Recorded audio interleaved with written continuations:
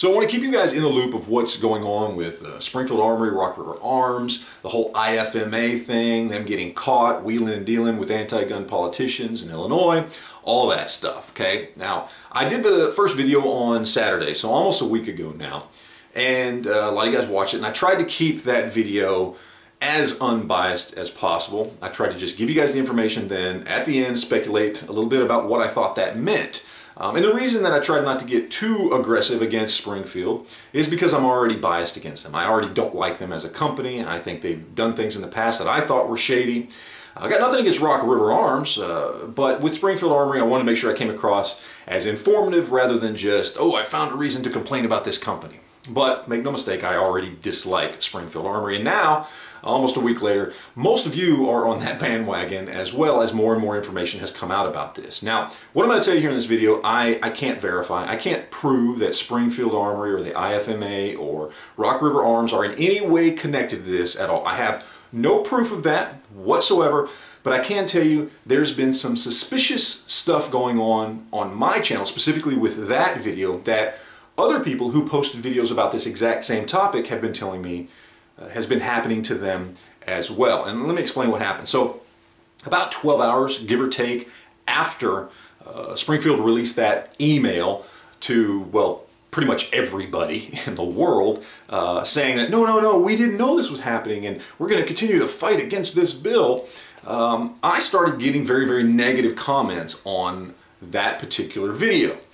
Now, it was weird because these are people I've never seen comment before, and I checked a couple of them and they weren't subscribed to me, but that video caught a little more attention than most of my videos do, so I figured they were just coming in because, you know, it's a hot topic right now. And these people were coming in and they were defending Springfield Armory, all right? And they used very similar terminology, some very similar themes that were popping up in all of these comments, and it was a lot, were things like, oh, check your information, do your homework, seek the truth. And one that came up quite often was, correct this video or take it down. That one came up a whole lot in some of these comments. Now, I just kind of ignored them, as I usually do, because they weren't being overly rude, they weren't cussing, they weren't being offensive or anything like that, so I just ignored the comments, didn't think much about it, until one comment rolled in, and it said all those same things, except it also said, I used to work for Springfield. And I thought, oh, okay, well, here's somebody I might actually have a conversation with. So I responded to him. And the first thing I said was something along the lines of, hey, look, dude, they got caught red-handed. The IFMA is nothing but a post office box. It was started by Springfield and Rock River. They control all the money. There's no way they didn't know what was happening.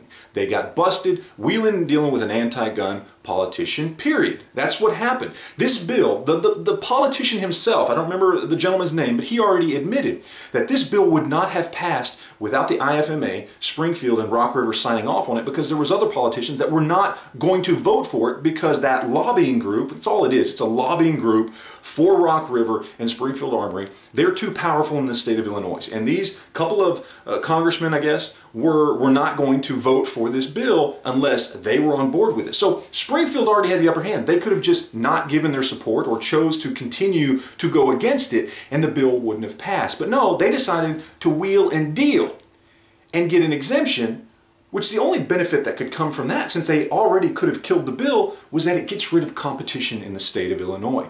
Because the exemption was for them and for some of the people that they cared about, some of the retailers that they cared about. So it would have cut the competition for Springfield and Rock River. Now, I explained this to him in the comment section, and then before I sent the comment, you know, I went and checked his profile because I thought I was curious. Sometimes I like to check people's profile, who I'm talking to, especially if they're not subscribers, just to kind of get a feel for who this person is. I'm sure a lot of people do that. Maybe not. Maybe I'm the only internet stalker, but I do this on occasion. And when I checked his profile, it was a brand new profile, less than 2 days old at that particular point. I don't remember the gentleman's name, quite honestly. I'll explain why here in just a minute. But he had absolutely no activity on his channel, no favorites, no likes, no videos, no nothing. Brand new channel. And I thought, well, that's suspicious. So pop back over to the comment section after I explain what was going on with Springfield, the IFMA, and this anti-gun politician. I say, hey, by the way, nice profile, bro. You know, it's like, you have nothing on it. It's brand new. I said, you know what? I don't think you used to work for Springfield. I bet you do work for Springfield. Go back to your boss and tell him, not today, sir, not today. And I dropped that comment. kind of not really believing that was true at all. I was just trying to antagonize the guy. Honestly, sometimes I do that. I can be a bit of an asshole, admittedly. But what I thought was funny is I hop back in my comments about 30 minutes later, start scrolling through to see if there's anything I need to answer. And I scroll past the point where this guy's comment and my response to him should have been. And it's now gone. And I search the entire comment section for that video. And it's gone. And guess what? All the other comments that were very similar in tone are gone as well. These people went and erased all their comments. Or maybe it was just one person using a lot of different screen names to leave several different comments. What I'm saying here, guys, is pretty obvious. I can't prove it.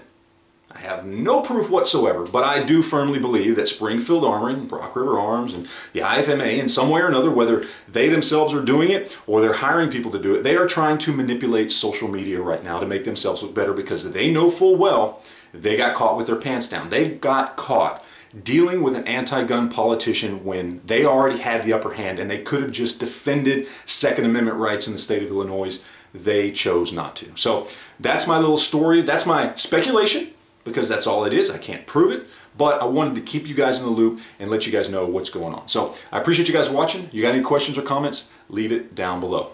Thanks.